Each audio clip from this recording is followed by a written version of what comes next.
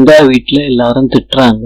உனக்கு ரொம்ப கோவம் அதிகமாயிருச்சுன்னு சொல்றாங்க. அவங்க அம்மா பயங்கரமா அட்வைஸ் பண்றாங்க கங்காவை. நவீன் சாமி கும்பிடுறாரு. யமுனா உட்கார்ந்துகிட்டு இருக்கத பாக்குறாரு. நவீன் சொல்றாரு, கவலையா இருக்கும்போது இந்த இடத்துக்கு வந்துருவேன். பிரசாதத்தை நவீனும் யமுனாவும் சாப்பிடுறாங்க. யமுனாவை டிராப் பண்றேன்னு நவீன் சொல்றாரு. காவேரி தோல்ல நர்மதா சாஞ்சுகிட்டு இருக்காங்க கவலையா. நடந்ததெல்லாம் நர்மதா சொல்றாங்க காவேரி கிட்ட. தாத்தா சொல்றாங்க, யாரு என்ன வேணாலும் பேசட்டும், நீ காதுலயே வாங்கிக்க கூடாது. காதுல விழுகுதே தாத்தா, இந்த காதுல வாங்கி அந்த காதுல விட்டுருணுமா? எப்ப யார் சண்டை போட்டாலும் இந்த வீட்டுக்கு வந்துருமா? தாத்தா சொல்றதான் கரெக்ட், நீ வந்துரு நர்மதா.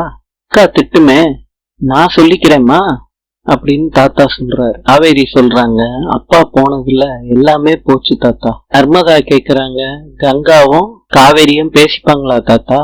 கண்டிப்பா பேசிப்பாங்கம்மா, அன்னைக்கு என்கிட்ட வந்து நீ சொல்லுவ. தாத்தா கிளம்புறேன் தாத்தா. நானும் வரேன்டி.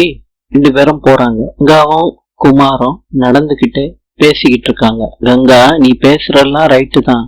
பசுபதி கிட்ட இருந்து அத்தை காசை வாங்கியிருக்க முடியுமான்னு சொல்றாங்க. அப்ப கோவிச்சுக்கிட்டு கங்கா போறாங்க. நாளை பார்க்கலாம். இன்று